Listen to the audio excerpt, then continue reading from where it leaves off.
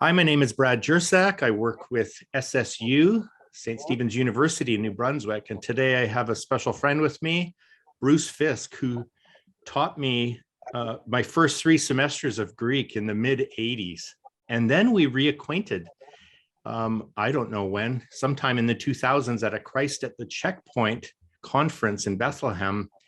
And I had the privilege of walking around in the refugee camps after midnight with him and meeting all sorts of interesting people and doing interviews. And I've asked him to join us again today because I have some questions about what's happening in the Middle East with Israel, Palestine, with Christian Zionism over in our neck of the woods. And so welcome here, Bruce, and please let us know what you're up to, where you're at, who you're working with these days. Yeah, thanks, Brad. Wonderful to be with you. Thanks for this chance to chat. I'm coming to you from the Andes of Peru, 10,000 feet above sea level, or 3,000 meters for Canadians. I moved here with my wife in a couple of years ago, after almost 20 years of teaching New Testament and Greek at Westmont College in Southern California. So I left that gig and ventured out into unknown territory. We moved to be closer to my wife's parents, but then we decided we fell in love with the Andes and moved a short flight away from Lima to the highlands, and here I am. So I'm working, and when I'm not working, writing, researching, I'm trekking and hiking in the Andes with my 2 dogs. So pretty happy about that. Well, I'm so pleased to see you again. So I want to jump right in. I have so many questions for you. And so I'm not really too concerned about the time. It might be more important that we just talk about each of sort of 8 areas. First is life on the ground. What can you tell us about life on the ground in Palestine? What's it like there? Yeah, that's a great question. And we get distorted pictures, don't we, from the media? We get distorted pictures from just the U.S. Congress or the governments that pump out their perspectives. And I would say we also get distorted perspectives on the ground, even just as individuals trekking around. We don't necessarily know what we're looking at. We need help to see, and we inevitably are selective. So I don't want to pretend to be objective here. I want to just share some of my perspectives, recognizing that anything we say today is going to be contested and challenged by somebody. But with good intentions, I'll start by just saying that the situation in Israel-Palestine is really different depending on where you are. And you could call them concentric circles or just different realities, different universes. One of those would be Israel proper. Let me just share my screen to show a couple of maps and whatnot here, and hopefully that'll work for us. How's that looking? That's perfect. Thank you. Working? Okay. So these are a couple of maps that should probably look familiar. The right-hand map should look most familiar with the different regions. The left one shows in blue and in pink the sort of fantasy plan of the UN for 2 states, which never happened, of course. The right map shows is that yellow? Israel proper, we'll call it. And Israel proper has been declared by the state of Israel to be the nation state of the Jewish people. So it's not a state of all its citizens. 20% of those who live in that area have declared Israel, established after the guns stopped firing in 1949. 20% are Arabs. You can call them Arab Israelis, you can call them Palestinian citizens of Israel, whatever you want to call them. But what that means is that you have a state that, while it declares itself a democracy, functions as something of an ethnocracy that puts at a certain disadvantage the non-Jewish citizens.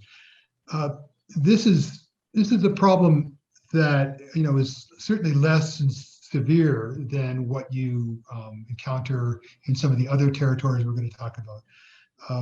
but it's real. And one last note about Israel proper: the Jews who live there, for the most part, don't know much at all about what's going on in the West Bank. Still less about what's going on in Gaza. They're pretty secular. I mean, here's a little chart to show the types of Jews we have in Israel today. Secular, traditional, all of those are more or less versions of non-practicing Jews. And so they don't have much interest in Jerusalem. It's kind of a wacky religious place. Why would you go there, right? They'd rather go to the beach. And so their knowledge of sort of life on the ground in the West Bank is pretty minimal, which is unfortunate. For the most part, their exposure to it is when they do their military service and go in as soldiers, or when they go into the West Bank as settlers on nice settler roads that go into communities in the West Bank that are essentially Jewish-only communities there. So Palestinians in Israel have citizenship, but they have obstacles. They don't serve in the military, and Israel is a very military-centric society, so that puts them at a significant disadvantage. If we move then, jump in if you want to interrupt here. But I do have one question about that. And yeah. So there's some sense in which, like from a Western point of view, at least in Christian Zionism, for example, like, okay, the Jews are the people of God, right?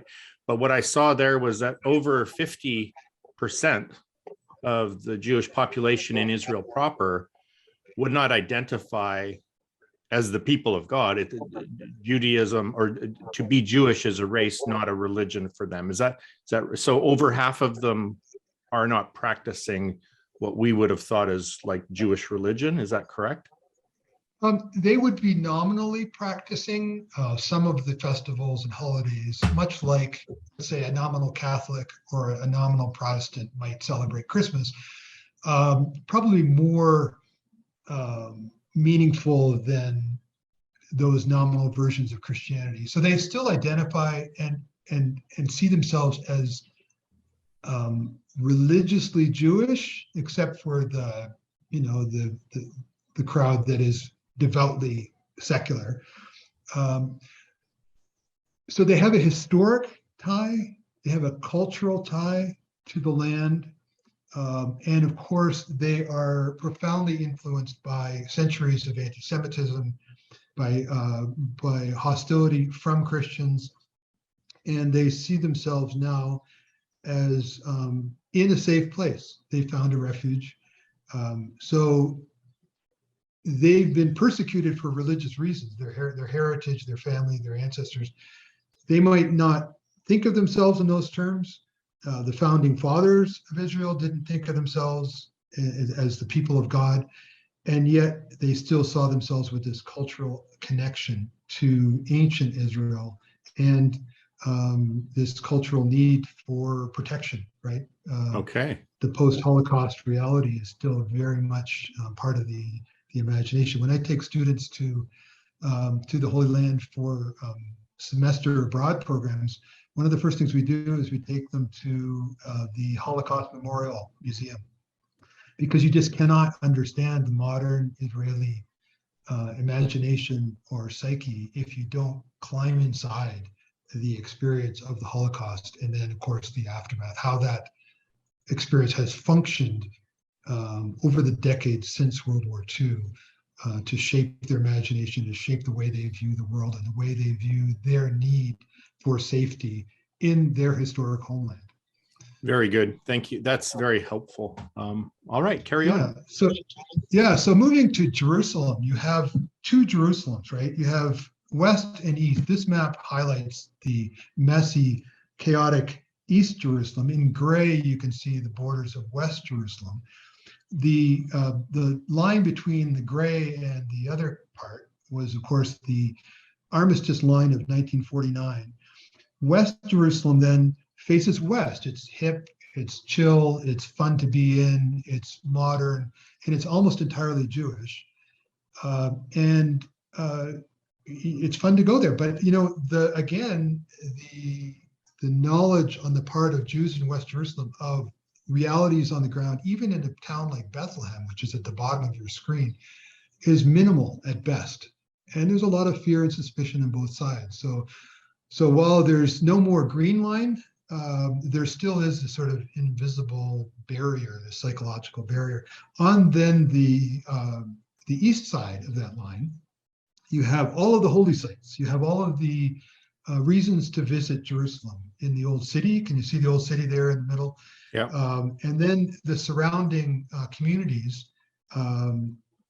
All of the little brown areas are Palestinian built-up areas that surround the old city, but they are gradually being cut off from the rest of the West Bank by that red line, the barrier, the wall, the fence, call it what you will, and by the settlements or the communities that have been built and placed in the West Bank. That's all the purple stuff.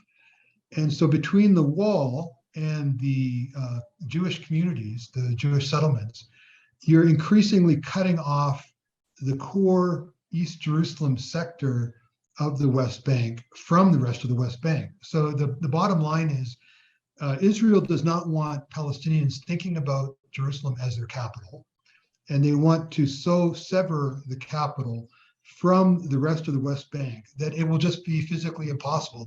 The so-called facts on the ground will prevent any kind of future Palestinian Jerusalem as the capital of a Palestinian state, if that were ever to come about. So that's kind of the broad picture. Then specifically within that, then you have a lot of Palestinians who have Jerusalem residency, but not Israeli citizenship. What happened just after 1967, when the Six-Day War happened and Israel took over the old city and took over the West Bank, Israel extended the municipal boundaries of Jerusalem to include all of this area. So they kind of expanded the city of Jerusalem, but they didn't declare it Israel officially. They didn't officially annex it. And the people who live there aren't citizens. Their residency can be revoked. You know, if you're a citizen, you can't really be kicked out. But if you're a resident, you can lose your residency. And that's what's happened to many people. And there really is two tiers of society in East Jerusalem. So you've got Arabs, Palestinians who are economically at a disadvantage. They're controlled by the Israeli border police. They apply for construction, for building permits, and most of the time they get denied. Their families are growing, so they go ahead and build anyway. And now they've built illegally, which means they can be threatened with demolition. And in fact, houses are demolished. Just yesterday or even today, there was a health center in East Jerusalem serving some 20,000 Palestinians that was demolished. Again, a military maneuver, essentially perpetuating a certain kind of two-tiered reality in East Jerusalem. Beyond that, if I could go on to talk about the West Bank more broadly, here are a couple of maps that show you the realities outside of Jerusalem. On the left, you see the Palestinian areas in brown that have been called since the 90s areas A and B of some Oslo Accords. And they have Palestinian Authority governance and security. The blue stuff, purple or blue, is what's called Area C, and that actually is 60% of the West Bank. And here's the deal. Increasingly, Palestinians are being displaced from Area C. So it's part of the West Bank. It was part of the planned state of Palestine back in the 90s, but fewer and fewer Palestinians are living there. More and more Jews are living there. And so you really have a de facto annexation going on. It's not official. There has been talk of official annexation, but so far it's just de facto. It's in reality, there are two government systems. The Palestinians in the West Bank are, they answer to a military government. They call it the civil administration, but it's a branch of the Israeli military. And if they are arrested, they go to military courts. And so Palestinians are under one government. The Jewish settlers who live in the very same areas in the settlement communities answer to the civil court of Israel. So you have two tiers. You know, the A word, apartheid, is thrown around a lot, and people go crazy when you use it. But there are two types of people under one broad governance. I don't know what else to call it. You know, there's other words for it, but it's something like the apartheid of South Africa, which is what Desmond Tutu saw when he visited there, and we're mourning his death. But the Archbishop has been called anti-Semitic for seeing what he saw and declaring that two-tiered reality in the West Bank to be similar to, and he even said in some places worse than, the reality he knew in South Africa. So that we're getting off on another topic here. On the right map, you see refugee camps. So another reality, we've talked about Israel proper, then we've talked about Jerusalem, East and West. We've talked about the West Bank broadly. Then you can talk about the refugee camps. So in 1948, 750,000 residents of this area, Arab residents, fled or were forced out of their towns, and they ended up either in the West Bank or in Gaza or in surrounding countries like Jordan, Syria, Lebanon. And so all those circles represent refugee camps recognized by the UN, and lots of former or displaced Palestinians, displaced from Israel proper, are residing there, living in or around those refugee camps. There's 19 of them in the West Bank, and then lots more in the surrounding areas. Their status is more difficult. They're not confined to those camps, but that's where they can get resources if they want them. They can save up money and move out, and you know, half of Jordan's population, maybe even more than half, is of Palestinian origin. So there's lots and lots of Palestinians abroad. And the question that they all have is, you know, what happened in 1948, and why aren't we entitled to return to the homes and communities that we left, that we had to flee, that we were forced out of back in the day? Of course, now it's their grandchildren who are asking that question. But I have friends in refugee camps. The refugee camps tend to be, some of them in particular, tend to be hotbeds of resistance.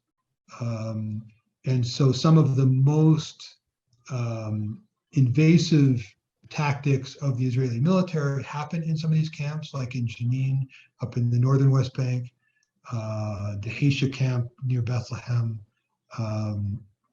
Balata camp in Nablus. These are some of the places where you've really seen militants rise up. And of course, where you've seen groups like Hamas gain a foothold and gain a following, gain supporters, right? People who want to push back against the occupation and do so using whatever tactics they might have, including violence. And then we talked about areas A, B, and C. I don't know if we need to spend more time unless you have questions, but Gaza on this left-hand map is that little strip of 7 to 10 miles wide down there against Egypt. It ended up in Egypt's hands after 1948, but then came under Israeli control in 1967. This is the worst possible place to be. You know, you've got something like 50% unemployment down there. There's very restricted fishing rights off the shore. Their water contamination is off the charts. Here's a little chart showing, people can pause this video if they want to read all the fine print, I suppose. But Gaza's water alone is just a crisis. You can't drink the water out of the tap. It's too contaminated either by pollutants or just the saline, the salt water that's filling in the aquifers because they've been overpumped and contaminated. You've got problems with electricity. And then, of course, you've got the government, the ruling power in the Gaza Strip has been declared a terrorist organization. And they're constantly doing things in response to Israel's incursions or initiating things, protesting action in Jerusalem, let's say. And the world calls it a war that breaks out every couple of years. It's really not a war unless you'd want to call a fight in a schoolyard sandbox between a fourth grader and a kindergartner a war. One side has high-tech weapons, U.S. backing to the point of something like $4 billion a year. The other side has smuggled in parts and built rockets in basements and garages that are not even directable. These are just kind of point, aim, and shoot rockets that are still, terrifying. But the asymmetry of the conflict in Gaza is always remarkable and needs to be kept in mind. So those are some of the areas of Jerusalem, some of the realities, and people live in those different realities and don't necessarily have much exposure to the other ones. Do you want to jump in there before we move to something else, or is that cover it? Do you want to say something about the wall now? That's one thing I found Sure. fascinating and disturbing when I was there, and how it weaves around and separates these different, even Palestinians from their own, let's say, olive groves and stuff like that. It just seemed very strange to me.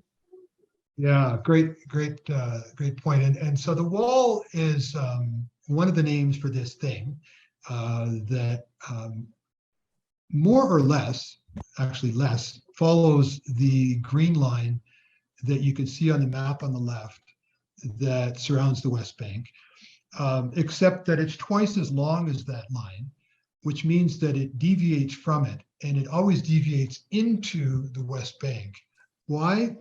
Because it's taking territory and it's including settlements at various points in the West Bank.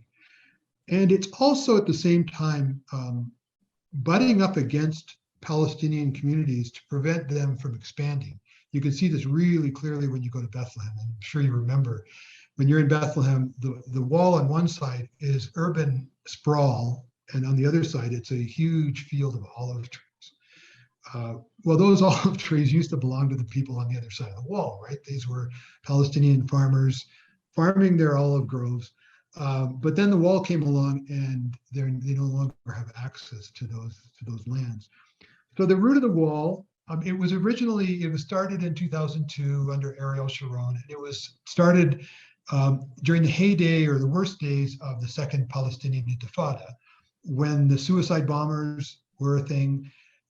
And so Sharon said, all right, fine, we're going to build this wall to block these folks. But the people who were instructed to root the wall, to design the wall, were doing a lot more than stopping suicide bombers. In fact, they weren't even doing that.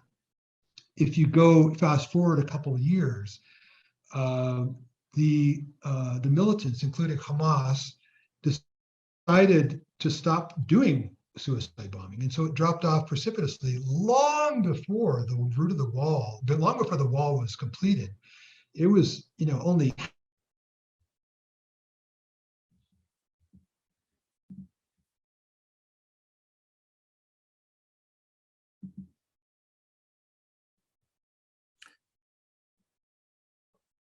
Bruce, you froze at long before the wall is completed, and you're still frozen. Are we back? Oh, wait. There you go. I heard you say, "Are we back?" So this okay. was long before the wall. They had already shut down the suicide bombing as a tactic. Yeah. So it's a point of hot contention in terms of what the wall is for. And, Israelis will say, well, it sucks for the Palestinians, but, this is what was needed to keep us safe. Well, there's some truth to that, but I think a larger piece of the story is the decision, the recognition, you could say, by Palestinian militants that militarizing the conflict wasn't getting them very far. It was bringing about huge retaliations in places like Bethlehem and Jenin. People were dying. Arafat gets, locked up in his compound in Ramallah. And the PR was horrible, right? So if you're wanting to win the hearts and minds of the world, this is not the way to do it. Blowing up a bus of civilians in Tel Aviv isn't going to win you much support. So they scaled back entirely on that. They didn't renounce violence, but the sort of principal reason for the precipitous drop in terrorism was not because the wall was blocking people. I was there in the early days of the wall, and I would go with people and they would take me to dirt mounds and holes in the wall and places, and I'd go into Bethlehem or somewhere, circumventing the checkpoints to see what it was like for them. Thousands of people were coming into Jerusalem and are coming into Jerusalem on a daily basis without permits, without official permits passing through the checkpoints. Israel knows that. In fact, that sort of, you could say, off the books or under the table economy is huge for Palestine. If those folk wanted to do serious damage in Jerusalem, let's say, they could, right? They're sneaking in. So all that to say, the wall has tremendously impacted the economy. It's separated, as you said, farmers from their land.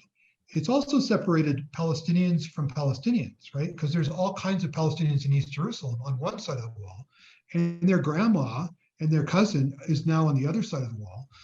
And the West Bank Palestinians can only enter Jerusalem legally if they have a permit. And so how do you get a permit, right? You have to apply for it. And maybe it's a religious permit for Christmas or something. But maybe it's to go to a hospital, to take your mom to get some treatment. And so there's a permit regime that's been implemented that gives Israel a tremendous amount of information about who's moving, who's where, who live. They know their intelligence, their human intelligence is phenomenal in terms of where the Palestinians are and what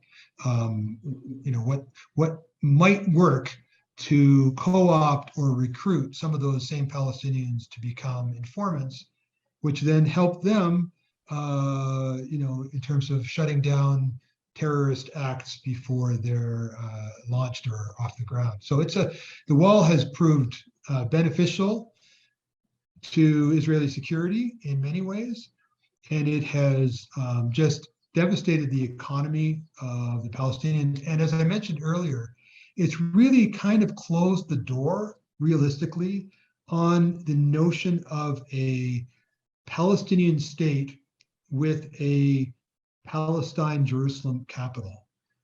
If you travel the West Bank, you see that for a Palestinian state to be viable, it really needs Jerusalem. It needs East Jerusalem for all of the reasons, like the economic reasons, the pilgrimage, the tourism.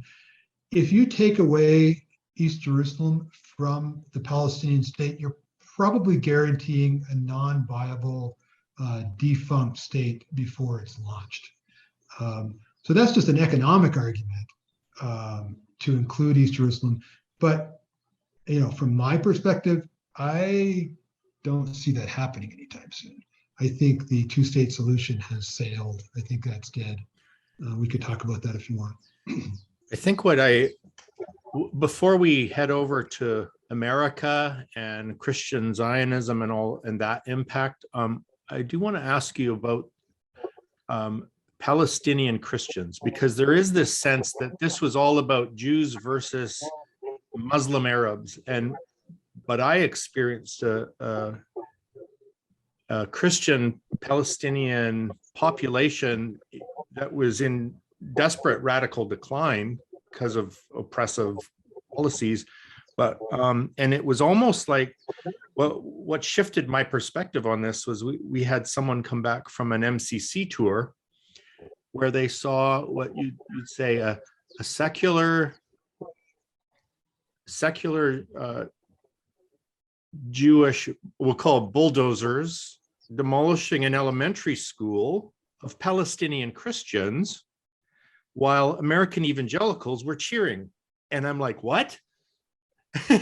And so to me, I grew up as a Christian Zionist, and that story made me, like, really brought me to pause. I'm like, wait, there's Christians there, and we're cheering as they're being kind of bulldozed. What's going on? So what can you tell us about the Palestinian Christian population and what's happening to them? Sure. So you're right that many Western Christians are surprised when they discover that there are Christians in the Holy Land. Sometimes Palestinian Christians will be asked, when did you convert? Which drives them crazy because they've got centuries of standing as Christians in the land. Their presence goes back many centuries. Today, the significant majority of them are Orthodox or Catholic, with a small smattering of Protestant denominations, groups that planted churches from the West in the Holy Land, in the 19th century. So you've got your Lutherans and you've got your Baptists and so on, but the majority are Greek Orthodox or some of the other Eastern Orthodoxies or Catholic. They have a much easier time emigrating to the West than their Muslim counterparts. So you do see many of them taking advantage of opportunities to leave, to come to the U.S. or to come somewhere outside. But the community there is stalwart and strong and remarkable for its resilience. You've met some of the folks in Bethlehem, I think, the Bethlehem Bible College crowd, and they have a lot to teach us. Folks like Munter Isaac, then in the Lutheran domain, Mitzri Raheb, you've got Palestinian Christians who are finding their voice and are speaking out, and to me it's really encouraging. There's some really sharp young Palestinians coming up, Christian Palestinians. But they feel, as you point out, they feel largely kind of abandoned, forgotten, and maybe even betrayed by their Christian Western counterparts. You would think that there would be solidarity, but actually many Western Christians are much more drawn, as you alluded, to even a secular Jew in the Holy Land than to one of these strange Eastern Orthodox Christians. I mean, Eastern Orthodoxy, you have some experience with Orthodoxy. Eastern Orthodoxy looks pretty exotic when you travel to the Middle East, and Western Protestants, don't understand that. It looks kind of strange. So they're already struggling with the Orthodoxy component. But then they've got this infatuation, almost a fetishizing of the modern Jew in the Holy Land, whether they see them as artifacts, as sort of fossils, as exotic specimens of their Bible and of the world of Jesus, whether they see them as proof that their Bible is, true, whether they see them as signs of the end times. My complaint is that a lot of times Christians see the Jews in the Holy Land as objects. They're sort of players in their either apocalyptic or apologetic drama, rather than real people with painful stories, maybe from Europe, with struggles, with devout passion for God. So there's a real disconnect in both directions. They don't really understand the Jews in the land, and they don't even recognize the Palestinian Christians. It's truly frustrating. My sense is that some of the evangelical Palestinians have gotten pretty frustrated. I don't want to say angry, but they feel quite betrayed, I think, by after years of attempting to reach out and to build bridges. I'm not sure they feel like they've been very successful. Maybe you've got more encouraging news to report, but you're doing some good work with the Christians there in Palestine. Well, we do have this the development of this connection with Bethlehem Bible College, and one of the things that I was really surprised by was when I visited the Christ at the Checkpoint conference and I heard Muntler Isaac speaking. He was all about peacemaking. He wanted to give his lament for sure, but the whole reason they called the conference Christ at the Checkpoint was an encouragement to say, look, at some of us, the only connection we have with Jews is actually in the soldiers at the checkpoint, and what we need to do is to see Christ in them. But then I came home and I'm reporting that kind of, wow, we have Christian peacemakers in Palestine, and the propaganda against that conference itself was that it was promoting anti-Semitism. I'm like, where is this coming from? And maybe we could then now shift over to North America, the two realities, sort of the American political connection with Israel, and then after that shift into specifically the Christian Zionism. And what I've seen of that is also this objectification of the Jewish people who want peace. They're like, well, actually, we like the hostility because it's going to bring about Armageddon. And so there's an opposition even to the Jewish peacemakers because it doesn't fit our end times theology very well, right? So where do you want to start, Bruce? Well, let me just tag on to something you said about something else we need to say about the Palestinian Christian community, and that is that they really are, you could say, caught in multiple tensions or difficulties. They are obviously Palestinian, not Israeli Jews, so they're obviously at a disadvantage. They're living in the occupation like everybody else. But then they're also not Muslim, as you point out. They're a small minority. A fraction of the total Palestinian population is Christian, and it's in decline because of immigration. And so you have tensions in both directions. If you ask Palestinians, they will, without a doubt, they will always say the principal obstacles are the occupation. That's the reality that really gets in our way the most. But there is, on the ground at least, hostility or at least pressure from the Muslim community towards the Christian community. So they also feel that. And even in places like Bethlehem, which is sort of the Christian Mecca, you have a much higher number now of Muslims living there, largely because they became refugees that moved there from towns in Israel.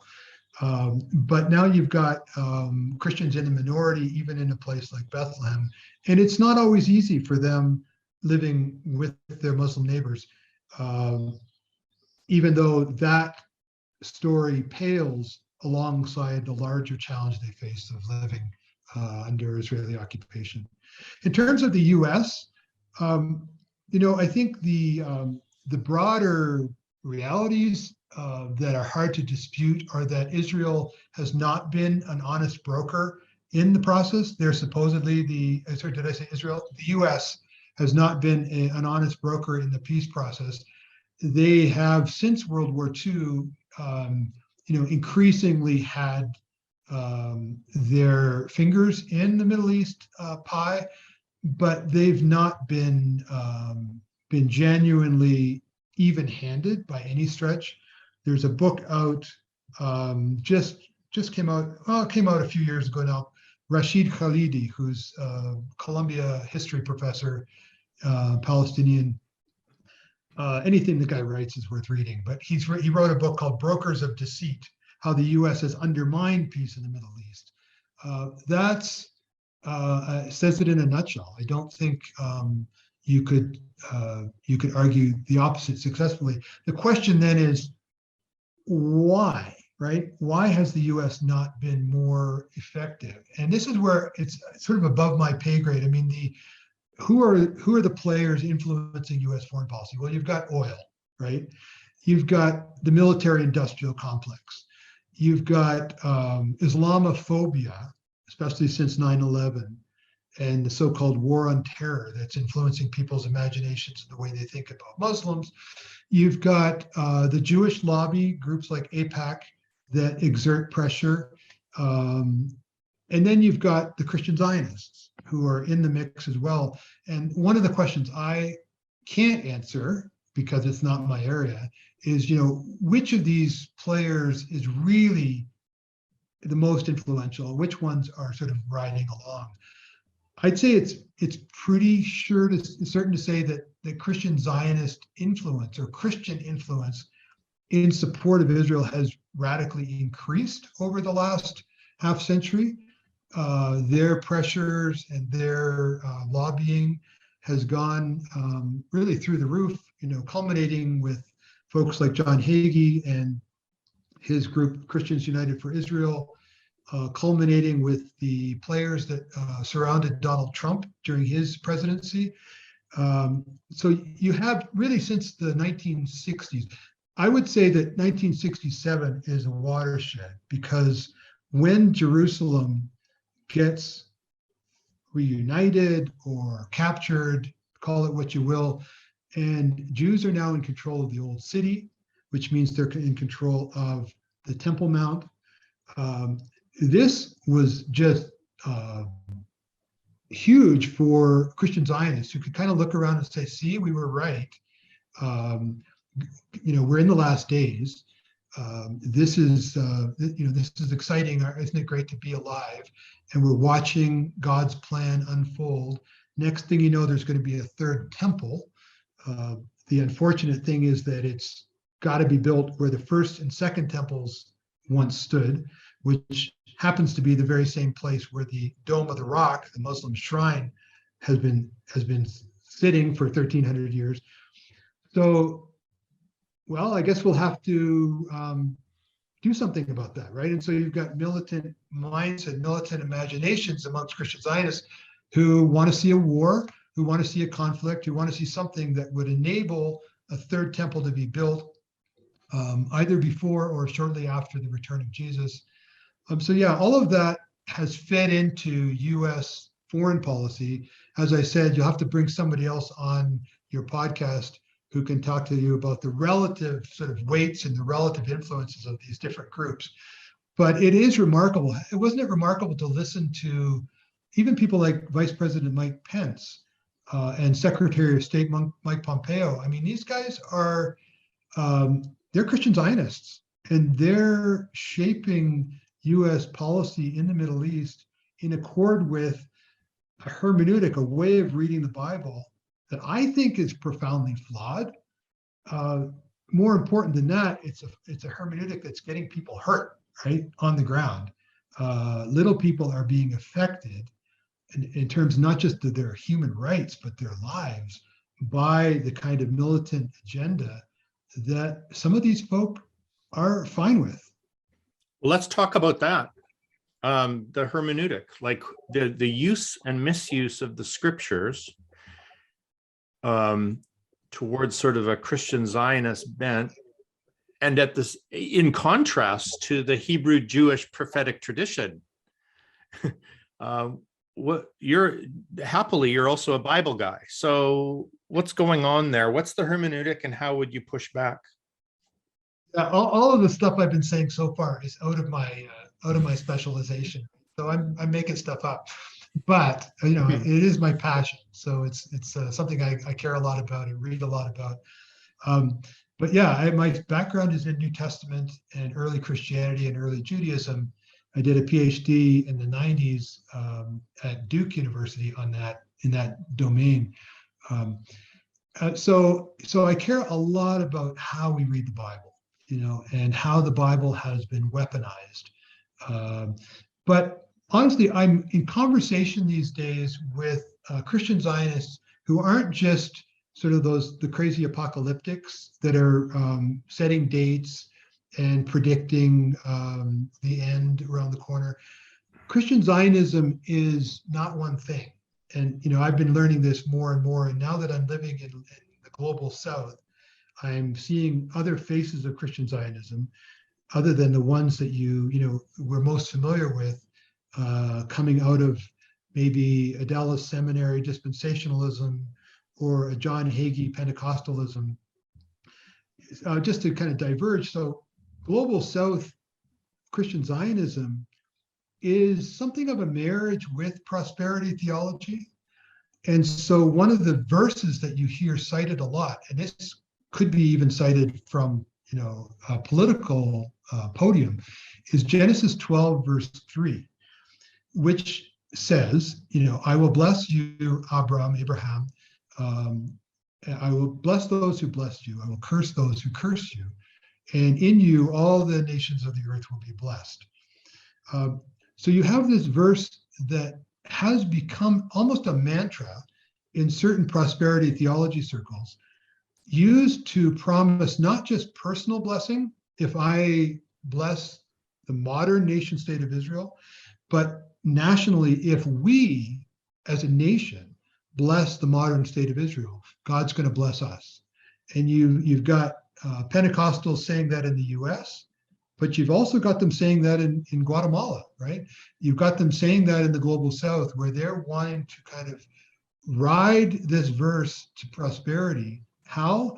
By showing political and moral and economic support for the modern state of Israel, which of course raises the question, what's the relationship between Abraham, Isaac, Jacob, and the ancient Israelites and this modern thing we call the nation state that exists today, right? That's one of the big discussion points. What's encouraging to me in some of my conversations is that there is I could say another version of Christian Zionism that is pushing away from prosperity theology, it's pushing away from apocalypticism, and it's trying to inject a little bit more serious biblical scholarship. There was a book published a few years ago edited by Gerald McDermott, The New Christian Zionism, maybe you saw it, and it had a collection of essays. Some of the writers were from Dallas Seminary, Darrell Bach, Joel Willits, a friend of mine who teaches at North Park University. These guys are writing and they're trying to make a biblical hermeneutical case for Christian Zionism. And so I say, bring it on. Let's have that conversation. Like, let's think carefully together about how to read the Old Testament. And then fundamentally, how do Christians read the Old Testament as part of the Christian Bible, right? The question is, now that Jesus has come, now that he has started this or expanded this movement, this people of God thing, to include Gentiles, not as proselytes, not as converts who are required to observe Torah and essentially become Jews, but as Gentiles. What do we do with the promises of the Torah, the expectations of restoration of the prophets, now that Jesus has come? And I want to argue that that's kind of the thing that gets the New Testament authors out of bed in the morning. Like, this is the issue that they're struggling with. This is the issue that they're working through. And here's where I might get myself in trouble. I'm not sure they all land exactly in the same place. It seems to me they all have slightly different perspectives on what to think about their prophetic tradition that really did hope for and expect a territorial national restoration as part of some future golden age, right? I mean, this is where the Christian Zionists can point to all sorts of scripture to build their case. I can share my screen again and just put a few of those texts up on the screen just to remind us. Which, by the way, might not be how a Jewish rabbi interprets these same scriptures, like. Fair enough. Fair enough. So yeah, I mean, there's no one Jewish hermeneutic either, right? Right. But you've got on the screen, you've got Genesis 12:3, which is the hands down favorite verse that gets cited. and alluded to. But you've got other verses in the Psalms and the prophets that highlight the centrality of Jerusalem. And you've got, let me just put, here's some other stuff. Let me put this screen up. Here are some hopes of restoration. Here's Isaiah 5. The ransomed of the Lord shall return and come to Zion with singing, Jerusalem. Ezekiel, though I remove them from far away among the nations, I will gather you from the peoples. I will give you the land of Israel. So the question is, I guess, was that stuff fulfilled post-Babylonian exile, or did those prophecies still get kind of bounced forward? And when Jesus' disciples were thinking about this stuff, did they have a living expectation of some kind of future glorious restoration that would be national, political, territorial, or had all of that gone away? And I think you can make an argument that in the New Testament, you've got voices that point in maybe in both directions. So here I'm asking the question, did the followers of Jesus have a land theology, right? Did they have some kind of expectation of not just being in the land, they were in the land, but actually sort of controlling the land? Perhaps you could think back to the Maccabean era, when for about a century, Jews were in control. Prior to that, of course, the kingdoms of the north and the south. But after that, it was, whether it were the Greeks or the Romans or what have you, the Christians, the Byzantines, they didn't have control. Well, what do we see in the New Testament? Take Matthew 19. The disciples are saying, hey, what's in it for us? And Jesus says, you who have followed me will sit on 12 thrones judging the 12 tribes. Now, I'm not convinced that we need to treat those thrones as literal thrones in Jesus' imagination here, any more than many of his other metaphors need to be taken literally. I don't expect that Jesus is going to return riding a horse with a sword in his teeth. I mean, there's many metaphors for the return and for the apocalypse, for the eschaton. But you can imagine a Christian Zionist looking at that and saying, you know what? It seems like Jesus has some kind of expectation, not just for the world, but for his people, right? I mean, you wouldn't be insane to conclude that from a verse like that. The disciples in Acts 1, just before Jesus ascends to heaven. So is this the time when you're going to restore the kingdom to Israel? And Jesus doesn't say, hey, idiots, haven't you been listening? He says, never mind, I've got a job for you. You're going to be my witnesses here and to the ends of the earth. So it seems like you have verses that a good-intentioned, competent reader of the Christian Zionist disposition could read and say, look, there seems to be some kind of territorialism in the New Testament. Then I look at some of these other verses in the no half of the screen here, and I think, that seems like we're going in a really different direction. Jesus with the woman at the well and the Samaritan woman, there's a time coming when you worship neither on this mountain here in Samaria, nor in Jerusalem. Jerusalem is not going to be the center. Okay. Hebrews talks about a Sabbath rest for the people of God, and he's not talking about the land. Revelation talks about the holy city descending, but he's not talking about a city, he's talking about a people. So you've got this other thread in the New Testament that is leaning away from ethnic particularity towards something much bigger, towards a global people of God. And of course, this is the trajectory that I think is more dominant. It's the louder voice, the majority report in the New Testament. And it seems to me the one that I, think makes the most sense of most of the evidence. Take a look at Galatians 3, verse 29. If you belong to Christ, Paul's writing to these Gentiles, then you are Abraham's offspring, heirs according to the promise. That sounds like Gentiles are inheriting the promises, right? That they're, in a sense, legitimate offspring of Abraham, not because they're following the law and getting circumcised, but because they're belonging to Christ. So what does it mean for Gentiles to inherit the promises, at the center of which, or near the center of which, is the promise of land, the promise of territory, the promise of inheriting the land? I think that's one of the questions at the heart of this debate. If you're going to have a serious conversation with Christian Zionists, right? If you're not going to just throw the book across the room because they're talking about date setting and the third temple, if you're not going to throw the book across the room because they're talking about prosperity theology and getting rich and healthy because you're sending money to Israel, what about this conversation? This is the conversation I want to have with I want to say, more responsible and engaged, biblically sophisticated readers of Scripture. I'd love to hear you react to some of this, Brad, as you think about it from your vantage point.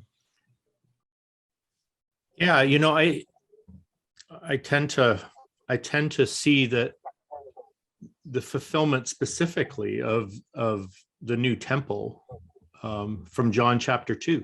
The temple Jesus is talking about is the temple of his body fulfilled in his resurrection. And then flowing from that, the body of Christ are the new temple, the living stones that make this up. And that so I could understand some Jewish aspirations for a third temple. I don't understand Christian aspirations for a new temple that would involve the reinstitution of a Jewish priesthood with a sacrificial system, with all that we've said about Christ fulfilling that. And so, I was down at the Wailing Wall and I got to talk. I got to talk to one of the students of a rabbi who was also, he didn't talk to me, but he was like 2 feet away listening to his disciple talking to me. And I'm like, so do you foresee a reconstruction of a temple, a third temple? And he said, oh yes, but it has to be a miracle. It can't be a demolition. It can't be someone blowing up a bomb. It has to be direct divine intervention. I said, okay, so then in terms of that new temple, would it be a museum or a functioning temple with a real priesthood and an active sacrificial system? And he said, oh yeah, no, it's not a museum. And the priests would not be museum guides. This would be a real sacrificial system. I can understand a Jewish impulse toward that from some of the rabbis. What I don't understand Christians like breeding red heifers for this to happen. What does this mean in terms of Christ, and what does it mean? And so I tend to have that patristic and I think apostolic view of the fulfillment of all these promises in Christ, in the temple of his movement of disciples, and that the sacrificial system is fulfilled completely for all people at the cross. So that's sort of where I come from. Well, and I want to say amen to everything you just said. I think you're right to point to John chapter 2, and John's gospel in general celebrates Jesus as the fulfillment of the hopes and the aspirations of all the institutions and systems of Israel. And I think this is in some ways the Achilles heel of Christian Zionism. Certainly the old school of Christian Zionism did talk about a third temple a lot. And they had to sort of hem and haw, like, well, what do you do at a temple, right? I mean, the reason for having a temple is to slaughter animals and to burn them. I mean, that's what temples were for. Sure, it was a place to hold your money, and it was a place to hide when the armies were attacking. But the central function of a temple was this this animal sacrifice ritual that Christians seem to have found fulfilled in Jesus. So I'm totally with you on that page. Can I add one more? Along, Let me add one more thing. Yeah. So when I talk that way, sometimes I get accused of replacement theology. And I'm like, I am not saying that Christians replace the Jews. I'm saying that Christ is the fulfillment of all the promises of God. And so it's Christ replaces the temple, the Torah, the sacrificial system. It's a different kind of replacement than what I think we're accused of at that point. Yeah, and that term is so loaded, isn't it? I mean, you go to Matthew, and the first half of Matthew's gospel more or less presents Jesus as Israel. Yeah, Jesus is rehearsing the story of Israel.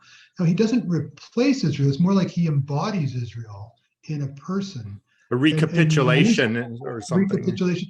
Yeah, there's all these words we can use, and I think the language of replacement theology applies to certain eras of Christian history. Supersessionism applies to certain eras, but these days, an awful lot of that talk is effectively shutting down a conversation.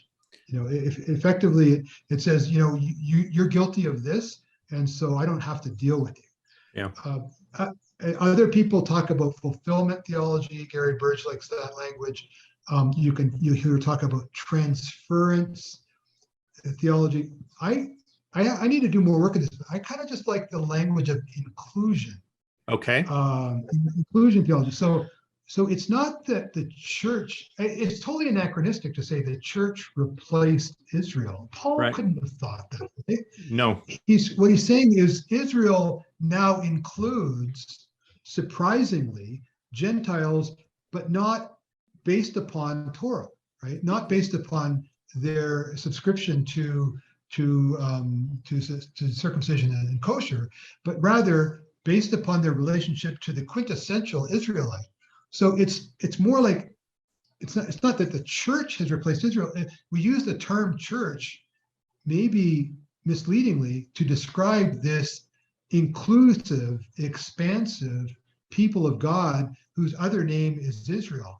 I don't think replacement or supersession applies when you think of it in those terms. No, that makes sense to me, and especially if you think in terms of Jeremiah 31 to 33, where it's talking about God making a new covenant with Israel, whatever Israel is, and that it's going the house of Israel and the house of Judah. Yeah, and very ethnic.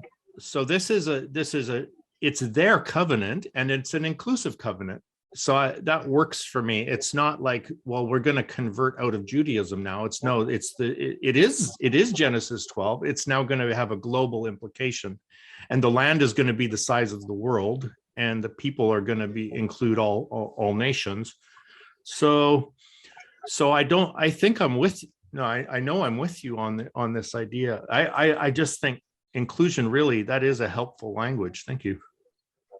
Yeah, and you have another theme in the prophets that you might call pilgrimage to Zion imagery. Okay. And the fantasy or the vision was of the nation seeing this light on a hill, this city on a hill, Israel, seeing God blessing it, and recognizing finally that all of their pagan, religions and ideologies should be set aside, and they should embrace the God of Israel.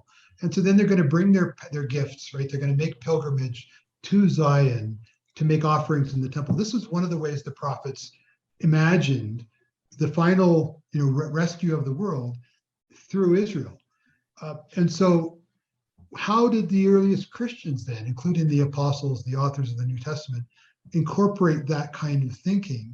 Well, the disciples go to the ends of the earth, and they bring Gentiles into the light of the gospel, and those Gentiles then send gifts to Jerusalem, right? They're thanking the mothership, they're thanking Mother Israel, Mother Jerusalem, for the gift of salvation that they've incurred and that they've received.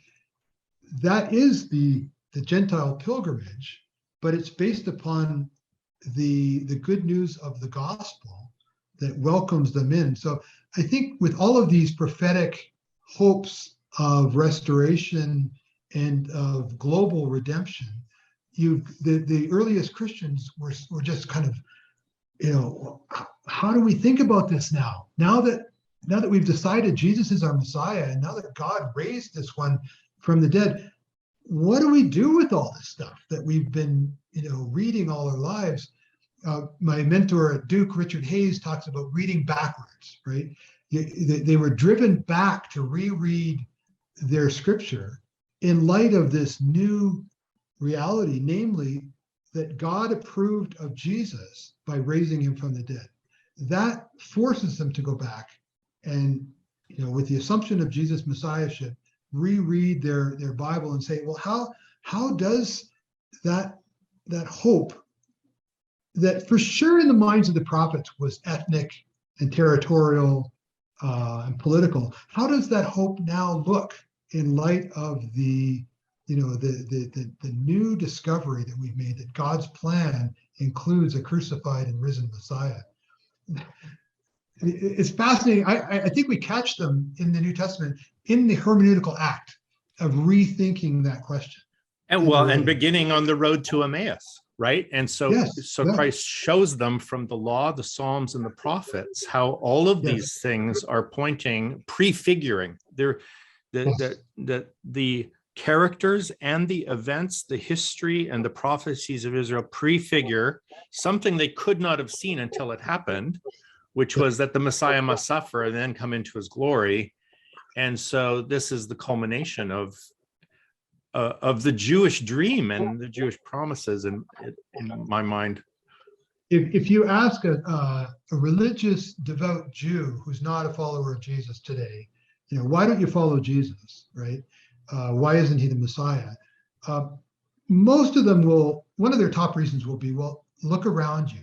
Where's the golden age? Where's the messianic bliss, the security, where's the Garden of Eden, right? They'll point to the brokenness of our world and say, this proves that he didn't inaugurate some messianic age. When the Messiah comes, it's all going to be way better than this, and that's a compelling argument on one level. I think you have to take that seriously and respect that. And that's, again, how the earliest Christians were thinking. Okay, in what sense did Jesus inaugurate the messianic age or the kingdom? In what sense is it here now? And in what sense are we still, expecting it to come? And of course, we have a doctrine or a theology of the second coming of Jesus, or we have a doctrine of the inaugurated kingdom as sort of our answers to their question. But it's all, again, I think, important to recognize and respect the Hebrew Bible or the Jewish traditions, the prophetic hopes of restoration. If we don't really give that full weight, we're certainly not going to have a conversation with religious Jews that goes anywhere, nor, I think, are we going to have serious conversation with Christian Zionists. Yeah. Let me run one thing by you. I don't know if it's helpful or not. It was helpful for me in one single conversation, so I don't know that it's a good route to go, but I think you're the person to kind of measure it.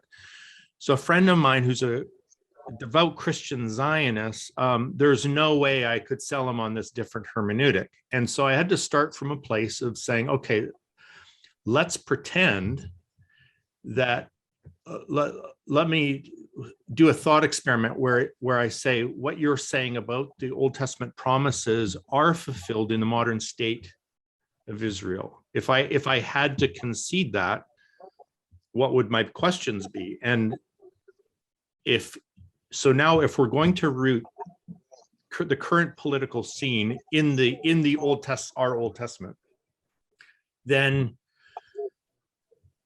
and if I'm going to share in his love for the current manifestation of it and want to see it blessed, want to see it succeed, then I see two contingencies from the Hebrew prophets themselves, which he's drawing his hermeneutic from.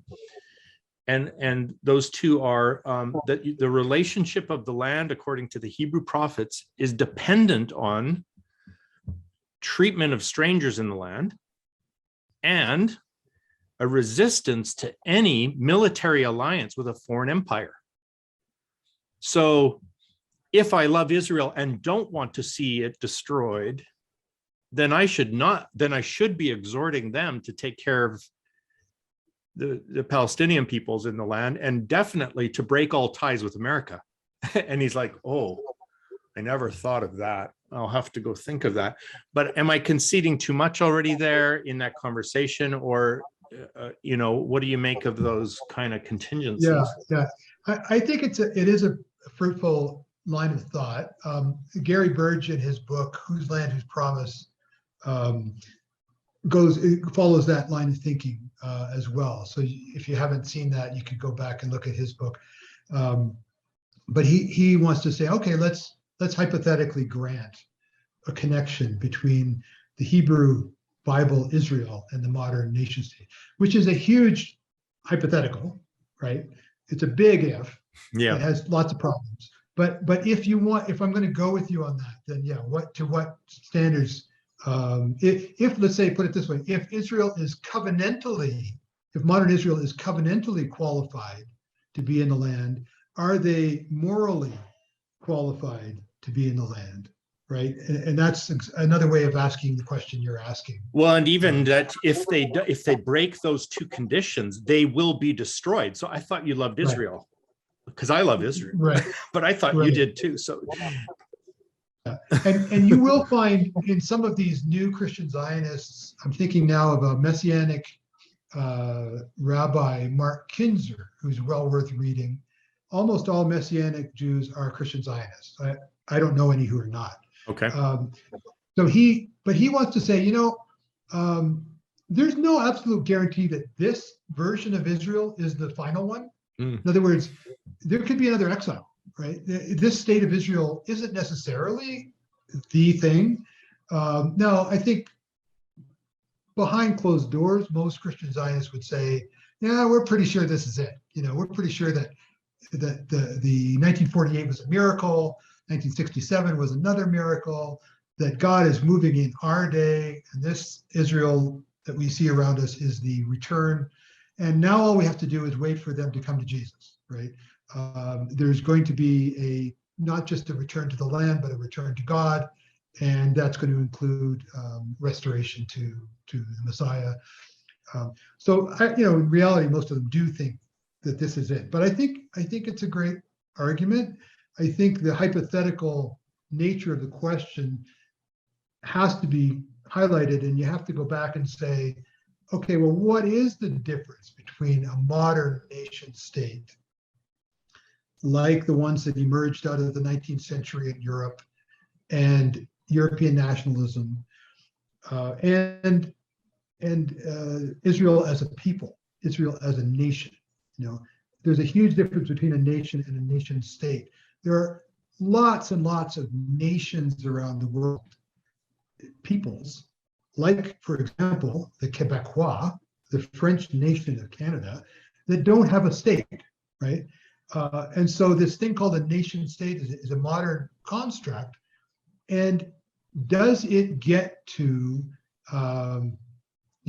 benefit from the biblical covenantal language as part of its modern political project? That's, I think, a huge issue that, it is discussed, but it has to be brought out front. Because you have an Israel today that is founded as a secular, liberal, they call themselves a liberal democracy. I still want to say it's more of an ethnocracy, but it's not founded on Torah. It's founded on the rule of law.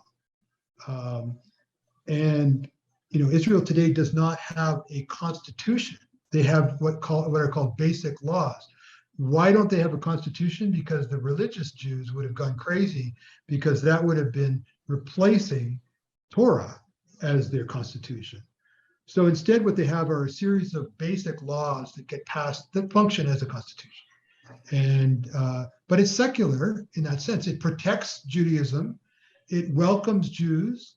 It celebrates Jewish culture and tradition. But it's not a people of God by its own self-description. Ben-Gurion never went to synagogue. Herzl was secular.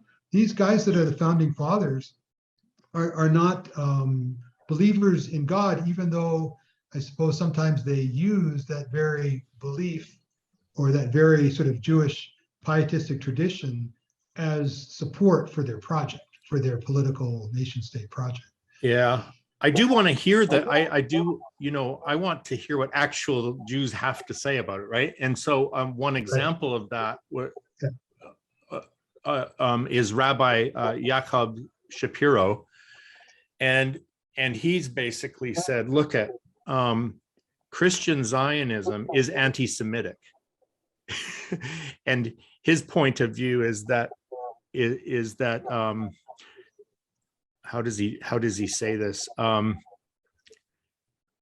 That Zionism took root and continues to inform Christian relationship to Israel, but it's specifically identifying Jews. His question is, what is a Jew? And he thinks that Zionism has moved Jewish identity away from covenant and commandments. And he's like, you've got some people, is a Jew a race? Is it a political identity? Or is it something to do with faithfulness to commandments? So here's a Jewish rabbi who's just like, every time you do something to move Jewishness into an ethnicity, well then, or into a political kind of reality, then you're moving it away from faithfulness to covenant. And so that'd be one example of a counterpoint that's I found really remarkable, and controversial too, right? To actually say Zionism is anti-Semitic.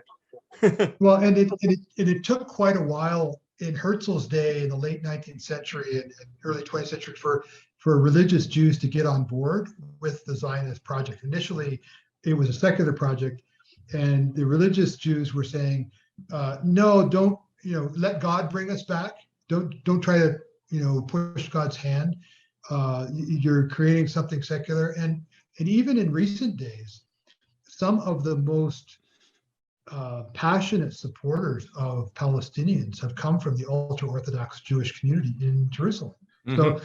So you have sort of an anti-nationalism within religious Jewish orthodoxy that is fascinating to look at.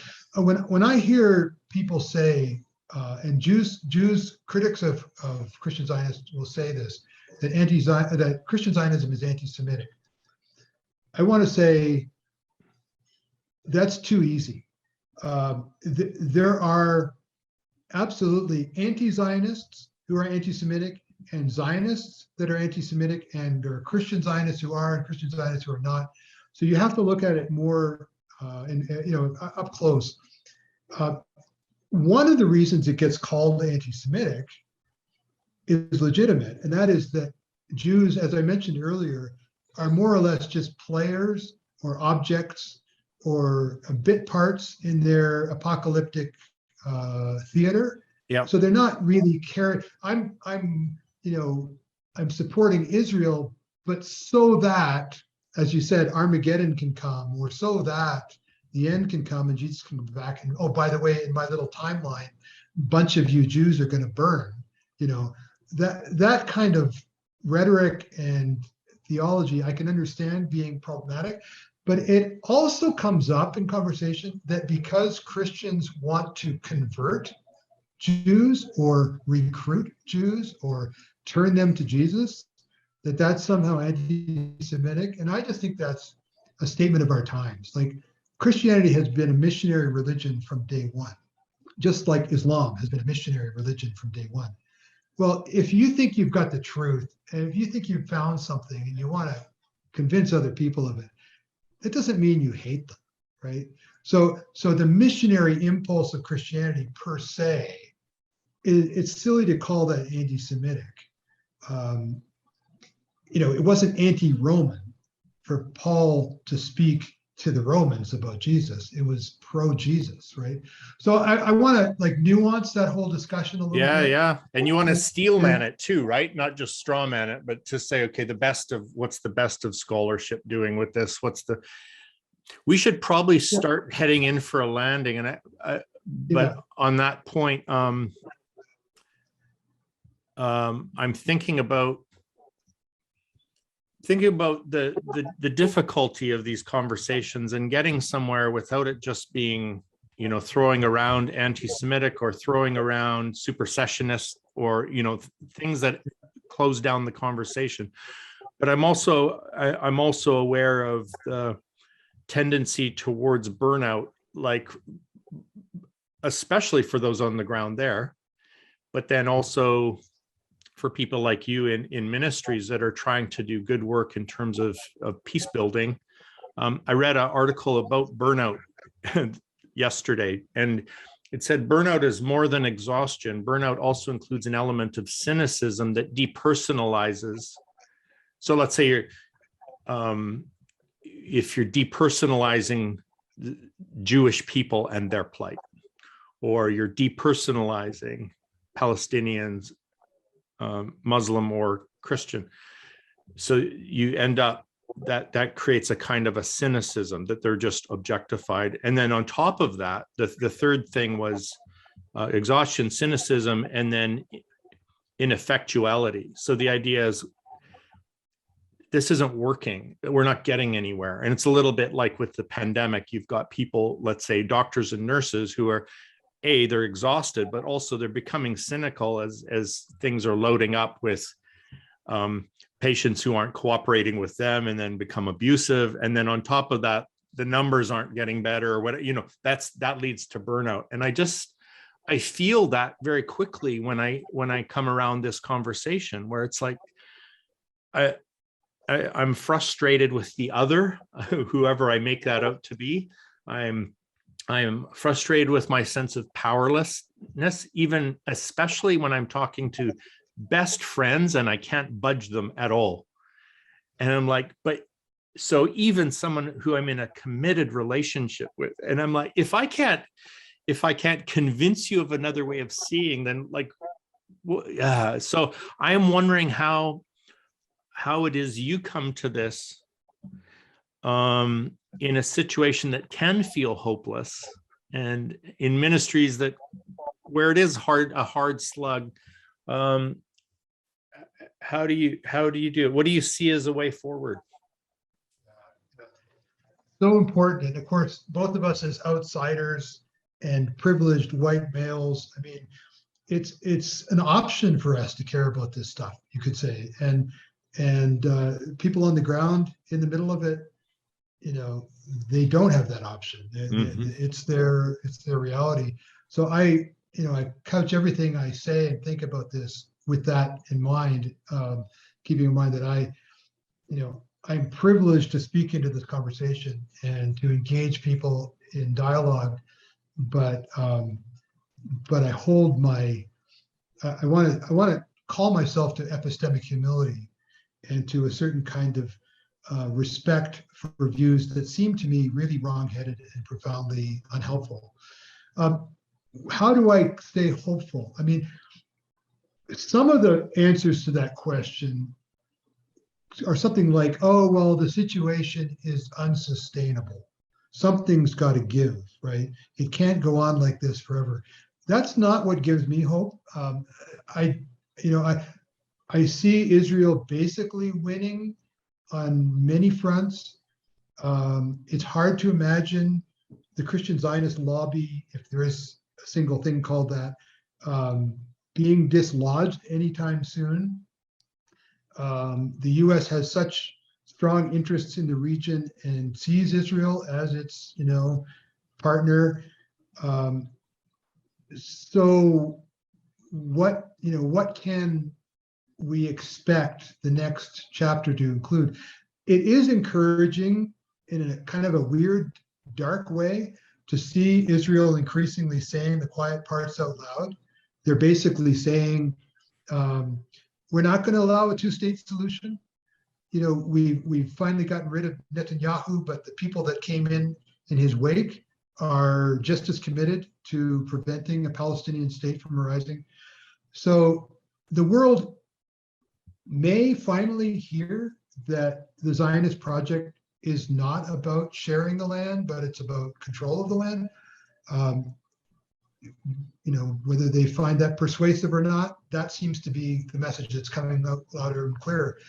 Where do I find hope? I think the hope is on the ground in some ways. I think when I have taken students and they've traveled and mingled with Jews and Palestinians, when they brought over their maybe ill-conceived theologies and then brought that into conversation with the reality on the ground, if people visit, if people actually go, not everybody can travel, and certainly not now, but not everybody is wealthy enough to get on a plane and go. But those who can go, if they go and then if they travel in thoughtful ways that engage people from all different sources and conversations and communities, I think the realities on the ground kind of do the work for us, and in some ways open eyes to things that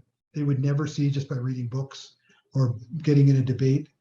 When I send students home from programs over there, they've lived over there for 15 weeks. Some of them think they're now experts, and I tell them, no, you don't know anything yet. You're just getting started. But I say, when you go home, don't argue with Uncle Biff. Just tell them stories. Just tell them your experiences of the delightful conversations that you've had with that Jew at the Western Wall or with that Palestinian in Manger Square. Tell them about your experiences in settlements and in refugee camps. And he can't argue with that, right? I mean, that's you're bringing back some pretty authentic testimony that I've seen make a big difference. I also think that in terms of the Christian Zionist community, as I've tried to argue, there are various sort of slices of that. Some of them are probably not movable, but I think there is this vast movable middle of Christians who are default sort of Israel flag waving Christian Zionists, maybe because they've never heard of any other perspective, or they just think that, well, Jesus was a Jew, most of my Bible is Jewish, all of my Bible is Jewish. Obviously, we're on that team, right? And they've got in the back of their mind, they've got 9/11, and they've got Islamophobia and the war on terror, and they've got all these other reasons external to their theology that tilts them in that direction. But there's a movable middle there, and I think that's especially true of the younger generation, the 35 and under crowd, who aren't nearly as committed as their parents were to sort of an ideological, entrenchment. The buzz around 1967 has long dissipated, and they're no longer living in that apocalyptic fervor. The Y2K, that was our generation. I mean, this generation coming up doesn't have a lot of that baggage, and they seem more interested in holding out for the rights of their Palestinian or Muslim or Jewish friends than they are in sort of winning some ideological battle. I'm encouraged by that.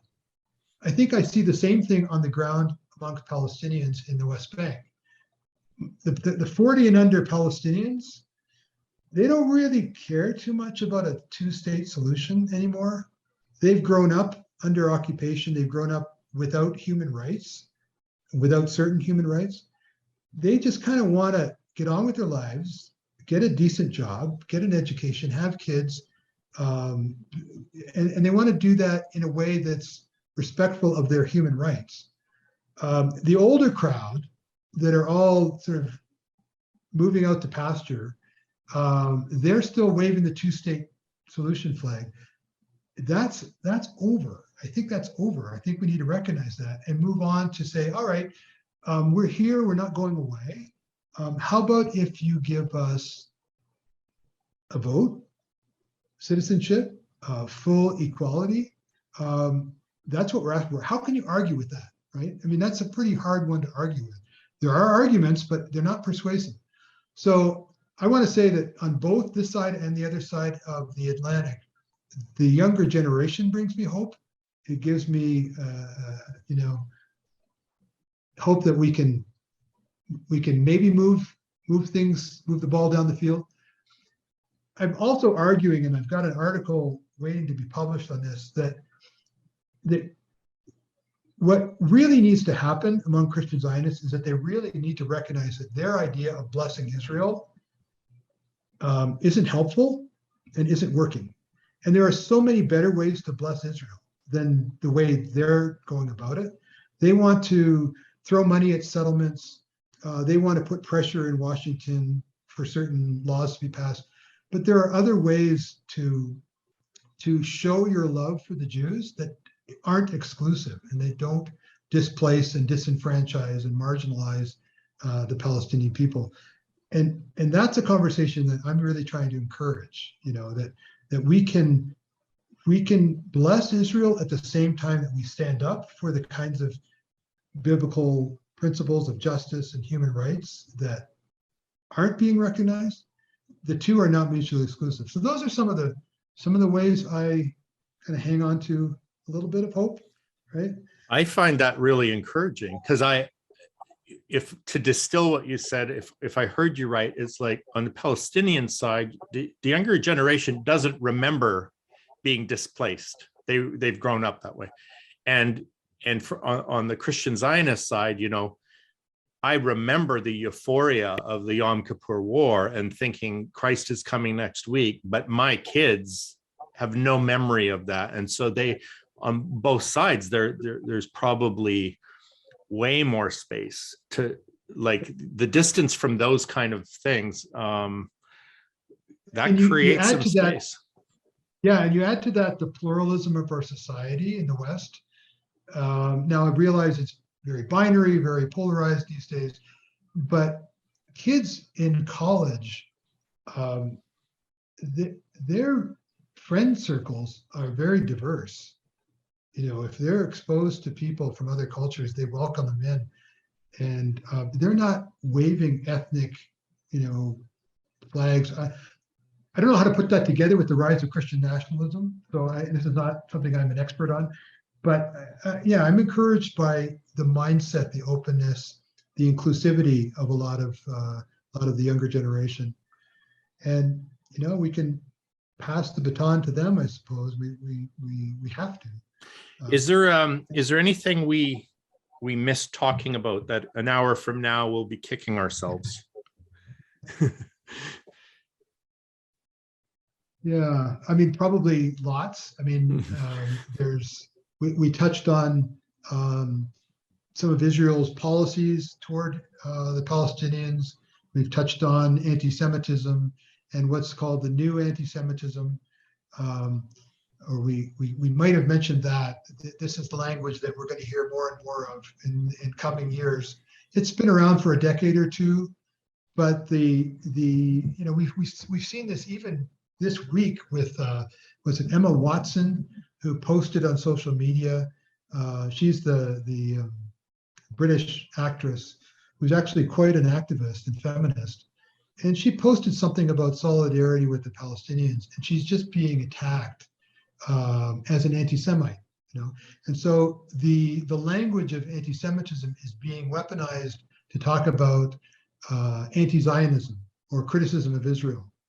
And in the circles that I'm trying to work in terms of the Christian Zionist community, it is incredibly hard to get them to say anything specifically critical about Israel. They'll say the following. They'll say, Israel isn't perfect, or we're not giving Israel a carte blanche, right? They'll say generic statements like that make it sound like they're taking the situation on the ground seriously. But try to find in one of their writings, even the scholars that I'm talking to, try to find in their writings any specific beefs, complaints, criticisms.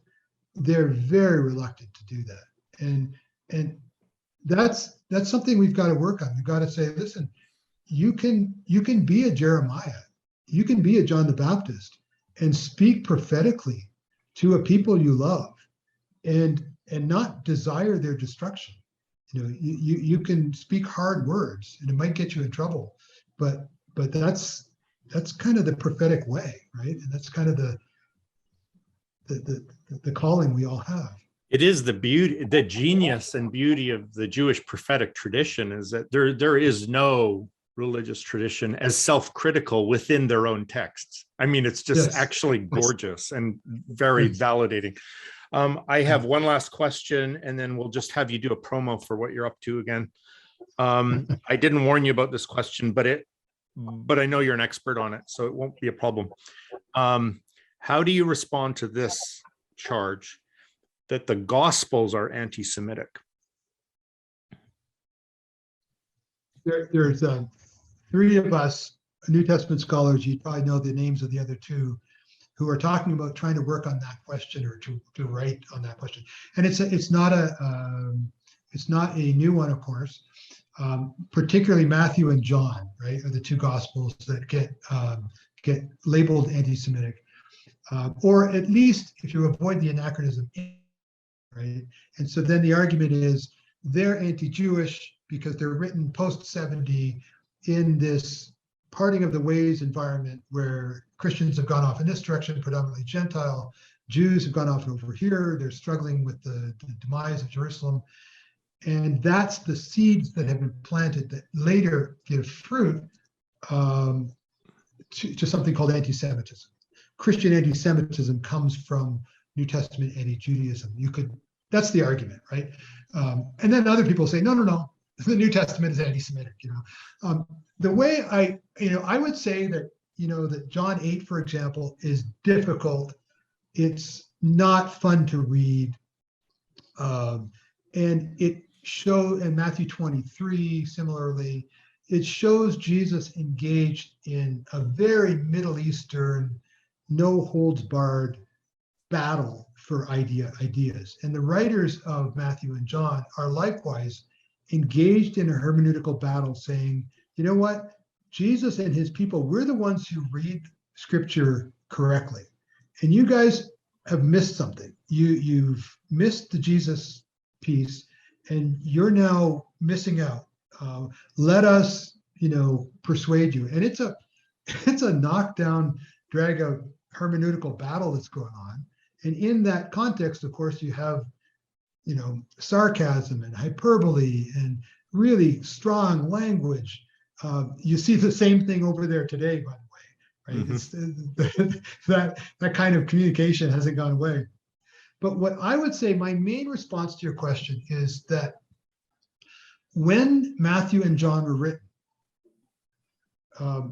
they were written by Jews in a Jewish context. And that becomes this prophetic critique that you talked about a moment ago, this internal prophetic critique that Jeremiah exemplifies, but so does Jesus in John and Matthew. They're waging prophetic critique within their community. What happens is when you take those books and you move down the timeline a little bit and you drop them back into the Christian community that now looks very un-Jewish. It looks like it's a whole different religion. Now you drop those same sayings into that context and it sounds very anti-Jewish, and it could even sound anti-Semitic. So I want to argue that a big part of this discussion and this response needs to recognize the difference between the original settings of those harsh critiques and the subsequent location of those critiques in a community that looks, regrettably, like another religion criticizing Judaism. How does that sound to you? What do you think about that? Yeah, that sounds right to me. And you've got a couple stages there. So one is I do see probably, let's say in John, in the immediate context of Jesus' debates with the folks, I'm wondering if even the Greek term there is identifying the Jewish temple, the Judean temple establishment as over against the Galilean Jesus ministry or something. And then later, still in-house, but pro-Jesus and anti-Jesus people within the synagogues fighting as Christian exclusion from the synagogues begins in later in the century, and then what you're describing then becomes full blown later. Am I warm there? What do you think about that approach? Yeah. So you've raised a couple of other great points. One is the term Judaios, Jew or Judean. What did that refer to? When John consistently talks about the Jews, but it's kind of bizarre because the very same gospel is referring to other characters who are Jewish, including, of course, Jesus. So what do you mean the Jews? So it seems anachronistic in some sense. And so some have argued, as you point out, that it refers to Judeans, the Southerners. Or at least the Sanhedrin and their right, the Jewish leadership, yeah, and that's how it's often paraphrased. The Jewish leaders said this and that, and certainly, Jesus had much more antagonism, or there was much more opposition between him and the Sanhedrin or the Sadducees. They're running the temple. The Pharisees and Jesus could have good arguments, but the Sadducees, not so much. They're in charge, and they have a lot to lose if Rome sees the Jesus movement as somehow a quasi, rebellion movement, a quasi revolution. And of course, they do lose everything. When the temple is destroyed, the Sadducees go out of business, and the Pharisees and their traditions are what eventually become, what we call rabbinic Judaism. So certainly on the ground, in the context of the interrogations of Jesus in the last part of John's gospel, it is the Jewish leaders that are, worrying about this false prophet amongst them, worrying about the Roman incursions, and wanting to get rid of this guy to save everybody, right? I assume the best of those guys. I assume that they really did see a false prophet and worried about what God would think and worried about what the Romans would think if this false prophet really got, his movement got launched. So they needed to get rid of him. That goes right back to Deuteronomy and what you do with a false prophet. I don't know if you can read John's gospel completely in that voice. You do have that interesting discussion in John 9, where there's a threat of being kicked out of the synagogue that also sounds a little bit anachronistic. Yeah. And some scholars have tried to argue that is what's called a two-level narrative. There's the narrative of Jesus going on down here, and then there's this later John's community, John's community thing going on, where now they are kicking Jesus following Jews out of the synagogue. And so the writer has put that later conflict back onto the lips of Jesus to sort of make Jesus do the work for him of complaining about this marginalization. Again, I'm warm to that. I don't know if I'm fully persuaded by that. It seems a little bit too tidy, maybe. Would the earliest readers of John's gospel have read it that way? I don't know.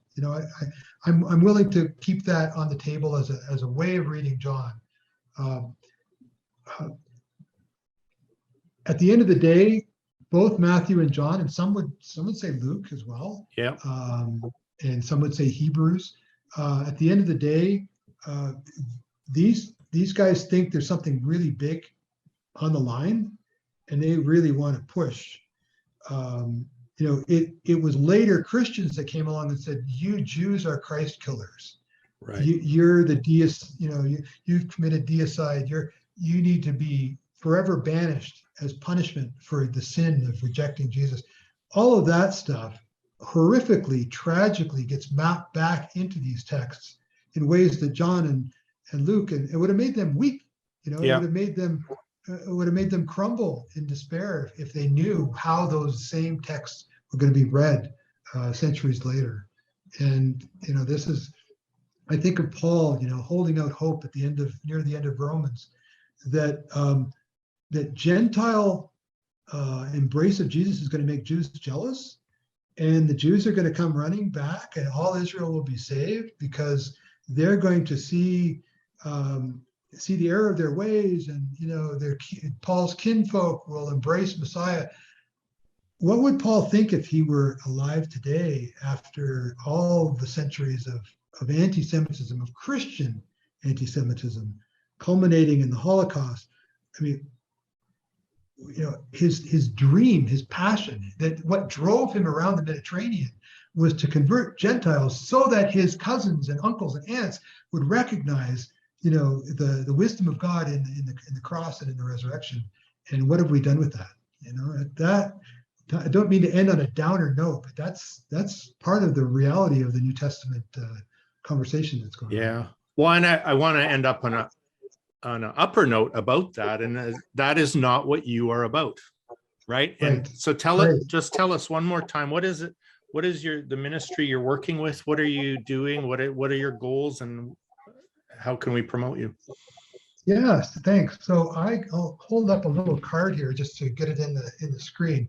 NEME. You can pronounce that however you want.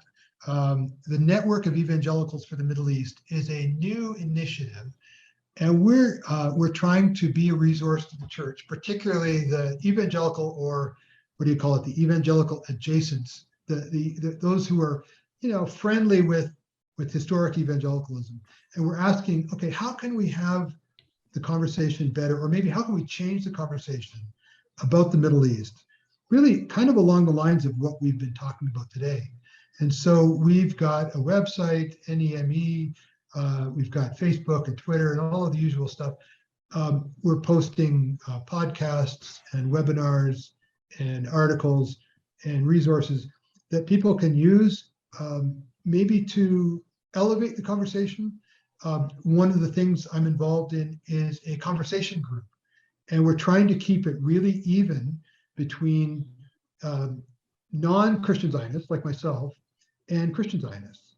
And we're recruiting people into this conversation. We're just doing it quietly. I won't name any names, because we're trying to build friendships, trust, understanding across this, what has been a chasm, what has been kind of a battle zone, a DMZ, a divide, where people throw words like supersessionism or anti-Semitism across the divide, or they dismiss the arguments of the other because they don't really know that other person, right? What if you and I disagreed strongly and somebody caricatured your position, and I said, actually, no, Brad doesn't say that. Let me explain to you what Brad thinks. Let me help you understand his. I disagree with him, but this is what he's saying, not what you're. What if we were like that? What if we had that kind of conversation? And that, I'm afraid, these days in the polarized world of American politics and the American church, is a big challenge. But what if we pulled it off? Right? Yeah. So that's what I'm involved in. That's what I'm engaged in. And we're also engaged in education. So we're wanting to elevate voices in the Middle East that aren't maybe heard. People, young authors, folks that need to have need a little bit of help to amplify their voice. Those are the sorts of things that we're doing, and I'm honored to be a part of it. Well, I'm grateful that you're doing that. I want to encourage you and keep up the good work. And Clarion Journal is one of the places where this will appear. And if you see articles or voices that you would recommend for our publication, we'd be happy to make space for that. Wonderful. That's a great opportunity. I'd love to continue working with you. All right. Well, we'll do a follow-up someday. I know that we've in some ways we went long, but in other ways it's just like such a big topic that we barely skipped a stone over the surface. But I really appreciate you, and thank you so much. And there's other voices that I'll recommend you bring on to your, get me out of the way and bring in some other folk, and you'll enjoy them as well. So okay, great. Thanks, Bruce.